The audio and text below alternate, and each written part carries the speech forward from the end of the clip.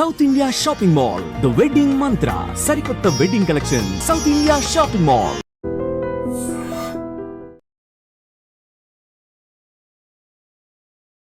నా పేరు రాజ్ కుమార్ బృందావనం.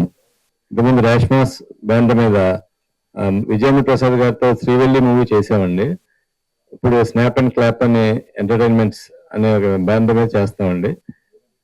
ఇది కూడా మా కంపెనీ అండి.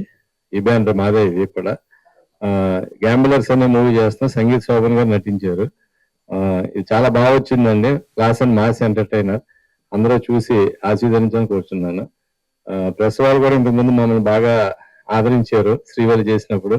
ఇప్పుడు కూడా కొంచెం బాగా ఆదరిస్తారని అనుకుంటున్నాను. అంటే మేము రేష్మాస్ బ్యానర్ మీద విజేంద్ర ప్రసాద్ గారి దర్శకత్వంలో శ్రీవల్లి అని ఒక మూవీ తీసాము. మీ అందరికీ తెలుసు. అప్పుడు మీరు అందరూ వచ్చి మాకు చాలా కోఆపరేట్ చేసి మమ్మల్ని చాలా ఎంకరేజ్ చేశారు. రెండో ప్రయత్నంగా మేము ఇప్పుడు ఈ సినిమా తీసామండి, గ్యాంబ్లర్స్. అయితే మాకు కేఎస్కే చైతన్య అని ఒక డెబ్యూ డైరెక్టర్ గారు కొంచెము యంగ్ మైండ్ తో తీయాలనే ఉద్దేశంతో ఈ సినిమా తీసామండి. గ్యాంబ్లర్స్ అనేది మీరు చూస్తే దాని గురించి మీకు అర్థమవుతుంది. ఈ గ్యాంబ్లర్స్ మూవీలో మీకు అన్ని రకాల నవరసాలు ఉండేలాగా మేము ప్లాన్ చేసాము. మీకు ఎంటర్టైన్మెంట్ ఉంటుంది, కామెడీ ఉంటుంది, ఫైట్స్ ఉంటాయి, మొత్తం ఉండేలాగా మేము ప్లాన్ చేసామండి. మీరు పాత్రికేయులుగా మీరు మీడియా అంతా లాస్ట్ టైం ఎలా సపోర్ట్ చేశారో ఇప్పుడు కూడా మిమ్మల్ని సపోర్ట్ చేసి ఎంకరేజ్ చేయాలని మిమ్మల్ని అందరు రిక్వెస్ట్ చేస్తున్నానండి.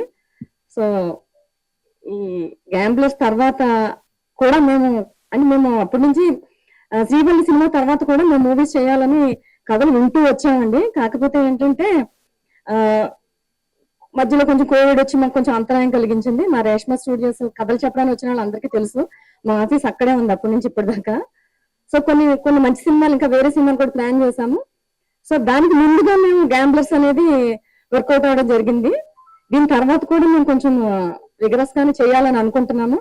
అయితే మీ అందరి కోఆపరేషన్ నాకు చాలా అవసరం అండి. ఎందుకంటే మా లాంటి కొత్త నిర్మాతలు, చిన్న నిర్మాతల్ని మీ సహకారం లేదో మేము పైకి రావడం అనేది చాలా కష్టం. ఇందులో సినిమా గురించి చెప్పాలంటే ఒక డిఫరెంట్ సంగీత్ శోభను చూస్తారు. అబ్బాయి యాక్షన్ కానీ అమ్మాయి పెర్ఫార్మెన్స్ కానీ విరగదీసేసాడండి. అలాగే ఇందులో వేసిన మిగతా క్యారెక్టర్స్ అన్ని కూడా చాలా బాగున్నాయి. మీరు అందరూ చూస్తే తెలుస్తుందండి. మూవీ వచ్చిన తర్వాత మీ అందరికీ తెలుస్తుందండి. మేము తీసుకున్న టెక్నీషియన్స్ కూడా ఒక స్పెషల్ గానే తీసుకున్నాము. సో ఒక ప్రయత్నం మేము చేసామండి. బయటకు వచ్చిన తర్వాత దాని రిజల్ట్ మాకు కావాలి. మీరు ఎవరైనా కొత్త దర్శకులు కానీ ఇంకా ఎవరైనా యంగ్ మైండ్ తోటి కొత్త స్టోరీస్ తోటి రావాలంటే రేష్మా స్టూడియోస్ ని అప్రోచ్ అవ్వచ్చండి. మీ మీడియా ద్వారా నేను అందరికి రిక్వెస్ట్ చేసుకుంటున్నాను. కమర్షియల్ సినిమాలు మామూలుగా తీయాలని అనుకున్నాము, తీస్తాము కూడా.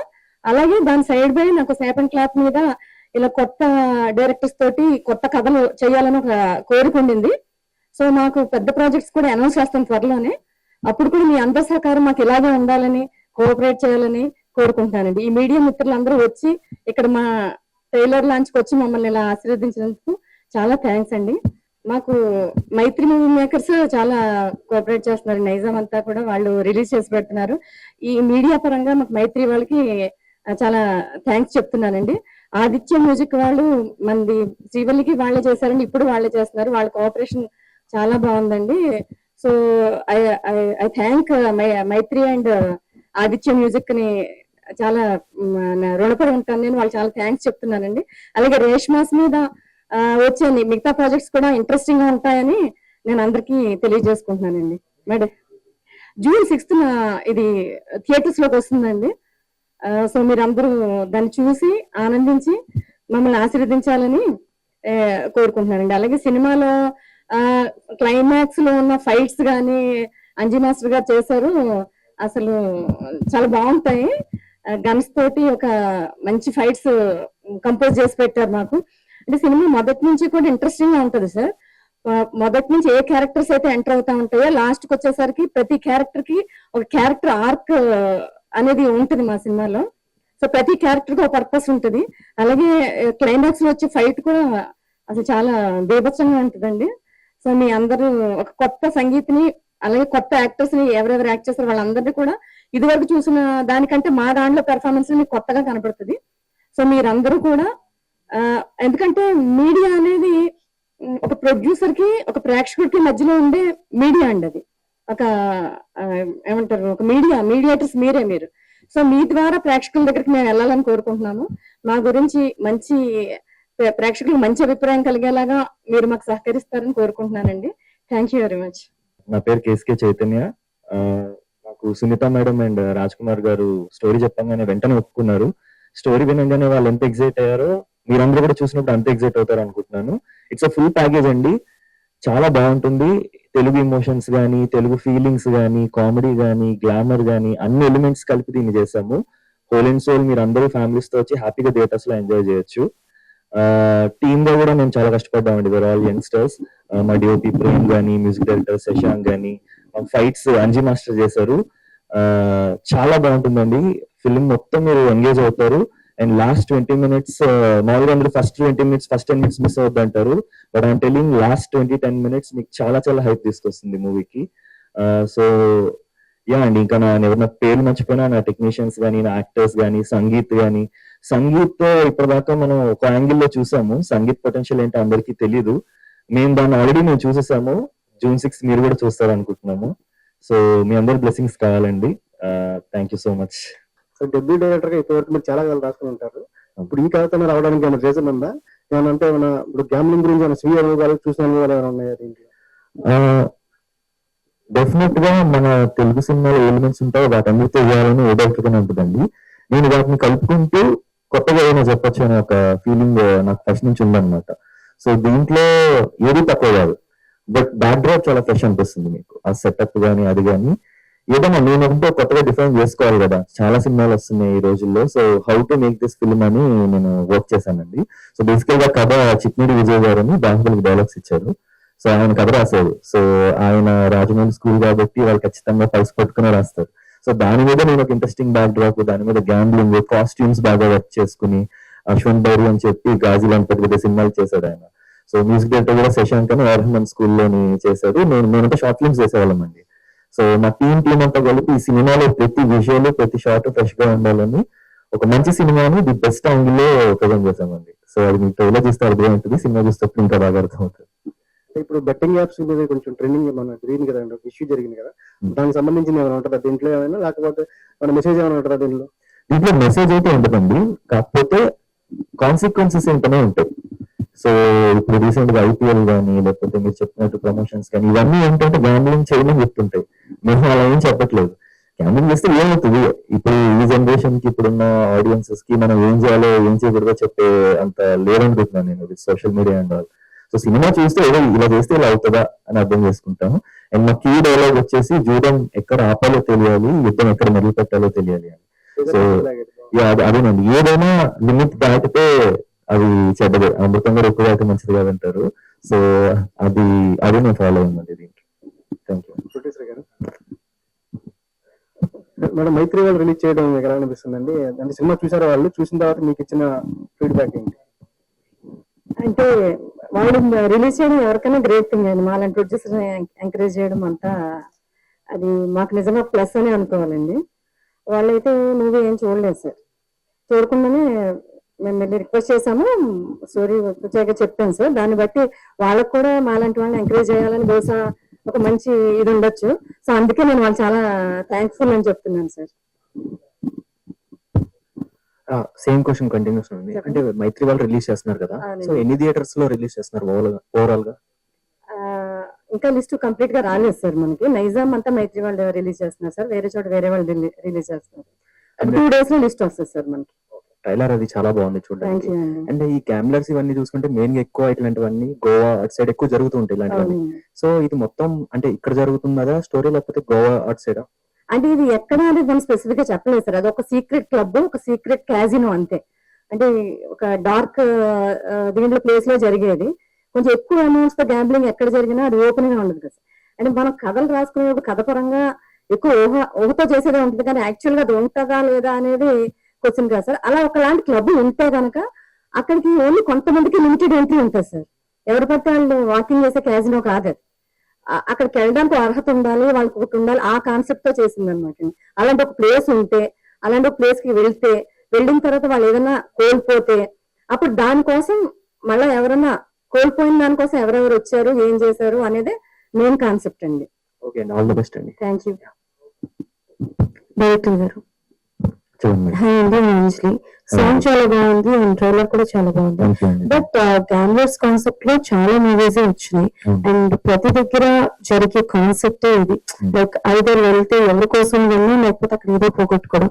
But what is the new thing? ఎందుకంటే సంగీత్ చౌదరి గారు చేశారు ఒకటి రెండు మెయిన్ గా, బట్ ఆఫ్టర్ మ్యాడ్ తర్వాత సక్సెస్ తర్వాత రాబోతున్న సినిమా కాబట్టి ఆయనకి ఎంతవరకు ప్లస్ అవుతుంది కెరియర్ కి? ఫస్ట్ మీరు చెప్పినట్టు గ్యామర్ ని చాలా వచ్చాయండి, లైక్ ట్రెజర్ హంట్ మూవీస్ అని, డైమండ్ కోసం బతకడం చాలా వచ్చాయి. సో ఇవన్నీ ఎలా వెళ్తాయంటే మనం ఆ డైమండ్ వెతుక్కుంటే వెళ్ళేసరికి సినిమా అయిపోతుంది. సో నేను అలా చెప్పలేదండి. సంగీత్ అనే ఒక క్యారెక్టర్, ఏంజల్ అనే క్యారెక్టర్ చేశాడు దీంట్లో. తను పేకాటం నిర్మూలించడానికి ఫైట్ చేసే ఒక పర్సన్. సో ఇప్పుడు ఏదైతే ఇక్కడ గ్యాంబ్లింగ్ అంతా జరుగుతుందో ఆ గ్యాంబ్లింగ్ అగెనిస్ట్ గా ఫైట్ చేసే ఒక పర్సన్ ఈ వరల్డ్ లోకి వచ్చి చాలా పాత్రలు ఇప్పుడు ఇందులో మీరు చూస్తున్నారు, ఒక 5 key క్యారెక్టర్స్ ఉన్నారనమాట. సో వాళ్ళతోని సంగీత్ ఎలా ఆడుకున్నాడు, ఈ క్యారెక్టర్స్ మధ్యలో జరిగే కెమిస్ట్రీ కానీ, డ్రామా కానీ, డైనమిక్స్ కానీ ఎక్కువ మీకు కనిపిస్తుందండి. ఏదో వెతికేస్తున్నా పేకాట కూడా మీకు సినిమాలో పేకాట మొత్తం ఏమి ఉండదు. It's about how these characters are connected, వాళ్ళ మధ్యలో ఎమోషన్స్ ఏంటి, దాని మీద ఎక్కువ అవుతుంది. So that is the first thing అండి. అండ్ సంగీత్ కి ఇది డెఫినెట్లీ మూవీ చాలా హెల్ప్ అవుతుంది. బికాస్ సంగీత్ అనగానే మనందరం మ్యాట్లోనే ఇప్పుడే తన కామెడీ చేసి చూసాం, తన కామెడీ ఎంజాయ్ చేసేసాం. దీంట్లో కామెడీ అంత ఎక్కువ కాదండి, కాకపోతే ఆ కామెడీలో ఒక కొత్త యాంగిల్ ఉంటుంది, ఒక చిన్న యాటిట్యూడ్ క్యారీ చేస్తూ ఉంటాడు. సో దానివల్ల ఏంటంటే చాలా మంది ఫిల్మ్ మేకర్స్ కి సినిమా చూసాక సంగీత్ కొత్త కథలు రాస్తారని నేను అనుకుంటున్నాను. సంగీత్ అంటే ఏదో కామెడీ చేస్తారు అనుకున్నా, లేదు ఈ సినిమా చూసిన తర్వాత సంగీత్ తో మనం ఇంకా మంచి కథలు చేయొచ్చు అని చాలా మంది సంగీత్ అప్రోచ్ అవుతారని నేను చాలా కాన్ఫిడెంట్ గా ఉన్నానండి. ఓకే. అండ్ మధ్యలో కొంచెం స్పిరిచువాలిటీ గురుజీ టైప్ చూపించారు. సో అది కూడా ఏమైనా యాడ్ చేశారా? అంటే లైక్ నథింగ్ ఓన్లీ గ్యాంబ్లింగ్ కాకుండా ఆ సైడ్, అందులో ఉన్న డార్క్ సైడ్ కూడా ఏమైనా చూపించాలనుకుంటున్నారా? అది డెఫినెట్లీ థియేటర్లో చూడాలండి. కాకపోతే మీరు చెప్పినట్టు స్పిరిచువల్ యాంగిల్ అన్నీ ఉంటాయి, బట్ అది ఎలా ఉంటుంది, ఫన్నీగా ఉంటుందా, సీరియస్ గా ఉంటుందా, ఫిలాసఫికల్ గా ఉంటుందా అనేది ఎంటర్టైన్మెంట్ క్రియేట్ చేస్తుందండి. Okay. One is out of the box question. So బేసికల్ గా ఏంటంటే ఈ మధ్య కాలంలో ఎక్కువగా యాక్షన్ థ్రిల్లర్ జానర్స్ ఎక్కువ అయిపోయినాయి.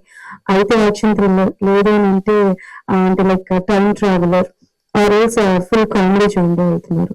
బట్ మీరు రాబోయే జానర్ ఒక ఎక్స్పెరిమెంట్ అనే చెప్పాలి అంటే that your and debut. So ఎలాంటి భయాలు ఏమైనా ఆర్ నర్వస్నెస్ ఏమైనా ఉందా?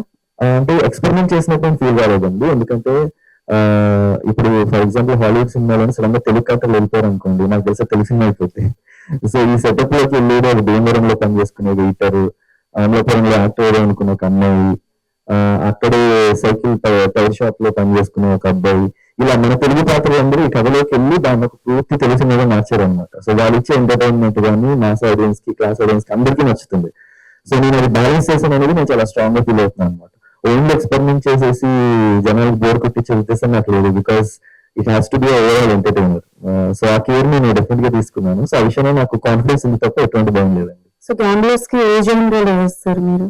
నేను దీని ఒక మిస్టరీ థ్రిల్లర్ గా చూస్తున్నానండి, బికాస్ సస్పెన్స్ అనేది అన్ఫోల్డ్ అవుతూ వెళ్తుంటుంది, క్యారెక్టర్స్ అర్థమవుతూ ఉంటాయి. So thinking it's mystery thriller.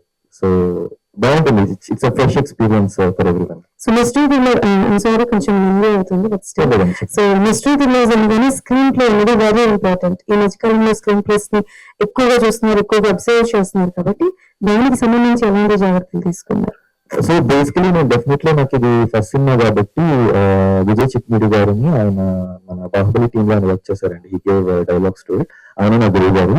So నేను కంగారు పడిపోయి నేనే స్క్రీన్ పై రాసేద్దామనే ఉద్దేశం పెట్టుకోకుండా నేను ఒక వర్షన్ రాసుకుని ఆయనతో కూర్చుని దాన్ని స్క్రిప్ట్ డాక్టరింగ్ అంటారు. సో ఇది కరెక్టేనా, ఇలా వెళ్ళొచ్చా, వెళ్ళకూడదు అనేది మొత్తం ఆయన గైడెన్స్ లో చేశానండి. సో స్క్రీన్ పై విషయంలో చాలా హెల్ప్ తీసుకున్నాను. అండ్ ఎడిటింగ్ అప్పుడు కూడా చాలా క్రాస్ చెక్ చేసుకుని మల్టిపుల్ లైక్ ఫీడ్బ్యాక్స్ తీసుకుని, సో దాని చాలా కేర్ఫుల్ గా డీల్ చేశానండి. థ్యాంక్ యూ అండి, థ్యాంక్ యూ సో మచ్. అంటే మ్యూజిక్ గురించి ఒకసారి చెప్తారా డైరెక్టర్? అంటే ఆదిత్య మ్యూజిక్ వాళ్ళకి ఇచ్చారు కదా, సో ఎలా ఉండిపోతుంది మ్యూజిక్ అనేది? ఇటువంటి వాటికి పర్టికులర్ గా బ్యాక్గ్రౌండ్ స్కోర్ అనేది చాలా ఇంపార్టెంట్. అవునండి. సో బేసిక్ గా శశాంక్ తిరుపతి అని తను ఇంతకుముందు అలనాటి రామచంద్రుని ఒక సినిమా చేశాడు. దాని ముందు ఏఆర్ రెహమాన్ స్కూల్లో చదువుకున్నాడు అనమాట. సో నాకు మామూలుగా ఫస్ట్ నుంచి ఏఆర్ రెహమాన్ మ్యూజిక్ చాలా ఇష్టం. అది ఏ జానర్కి ఎలాంటి మ్యూజిక్ కొడతారు అనేది మనం చెప్పలేం, దేనైనా దేంట్లో ఫిట్ చేస్తారు. సో ఈ అబ్బాయి కూడా రెహమాన్ చాలా ఇష్టము, సో నాకు ఇష్టము. సో నేను బిగినింగ్ కూర్చున్నప్పుడే ఈ సినిమాని ఎంత కొత్తగా చూపించవచ్చు, ఎంత ఫ్రెష్ సౌండింగ్ ఇవ్వచ్చు. యూజువలీ మనం చూసే సినిమా సౌండింగ్ లో మళ్ళీ రిపీట్ అవుతూ ఉంటాయి అనే ఫీలింగ్ ఉంటుంది. అది లేకుండా ప్రొడ్యూసర్ సపోర్ట్ తోని ఇన్స్ట్రుమెంట్స్ అవి మంచిగా వాడి చాలా స్టడీ చేశానండి. వెస్టర్న్ మ్యూజిక్ కానీ కౌబాయ్ మ్యూజిక్స్ కానీ ఇవన్నీ స్టడీ చేసి దాన్ని ఇండియనైజ్ చేసుకున్నాం, అడాప్ట్ చేసుకున్నాం. సో దానివల్ల అండ్ ఆదిత్య మ్యూజిక్ వాళ్ళు కూడా అసలు మ్యూజిక్ వినంగానే ఇమీడియట్లీ డిసైడ్ చేసి అసలు క్వశ్చన్స్ లో అంటే ఏది ఉంది ఏంటి ఇలా చాలా ఇంటర్వ్యూస్ ఉంటాయి కదా, ఇది ఫ్రెష్ మ్యూజిక్ ఇది ఆదిత్యలో ఉండాలని వాళ్ళు ఫిక్స్ అయిపోయారు. లైక్ చూడగానే బయటకు వచ్చేసి ఎస్ చెప్పారు. సో ఆదిత్య మ్యూజిక్ వాళ్ళకి ఐఎమ్ వెరీ థ్యాంక్ఫుల్. అండ్ అసలు మన మ్యూజిక్ డైరెక్టర్నే కాదండి, నాకు CG VFX అని VFX కూడా నాకు అర్థం చేశారు. ఆయన గానీ ఫిలిం కి రీసెంట్ గా గానీ కూడా ఇలాగే ఒక మంచి విశ్వక్సేన్ ఒక మూవీ వచ్చింది, బాగా వెళ్ళింది. దాన్ని VFX చేసినతను నాకు కూడా VFX చేశారు. ప్రేమ్ అని very good DOP. Editor Arjun రెడ్డికి ఎడిటింగ్ చేశారు ఆయన, శశాంక్ మలి అని. సో ఆయన నాకు ఎడిటింగ్ హెల్ప్ చేశారు.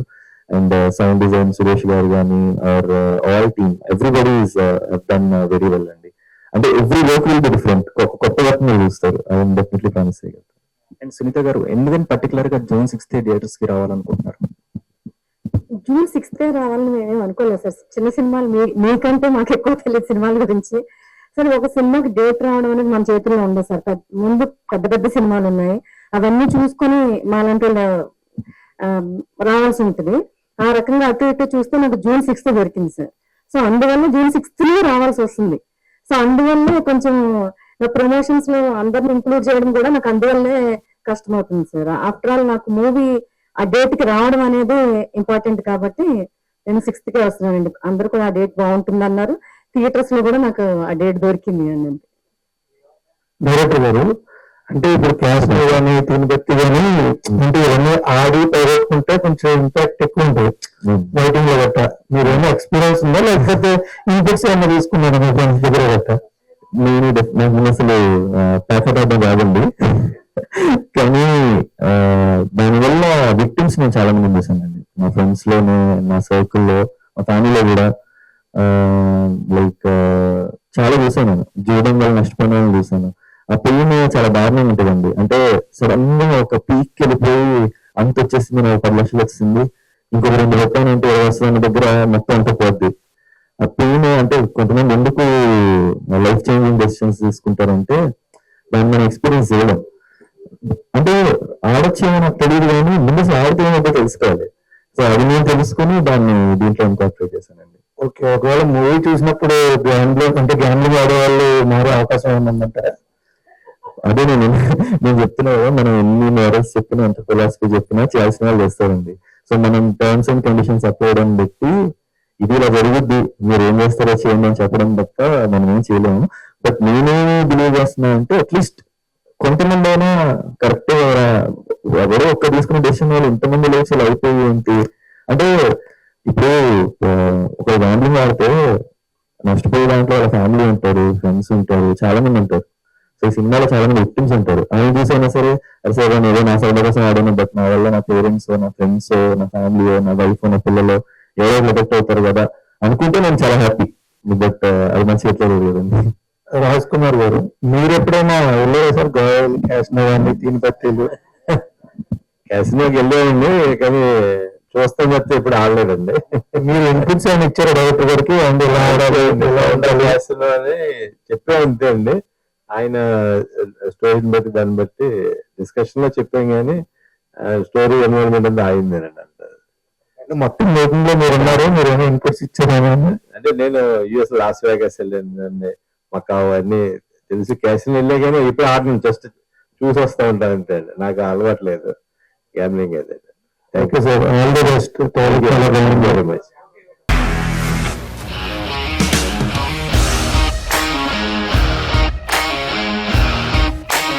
ఇండస్ట్రీలో కమిట్మెంట్ ఇష్యూస్ వస్తే నీకు కూడా వచ్చినట్టు? మార్నింగ్ తీసుకెళ్ళానంటే కొట్టి పడేసారు.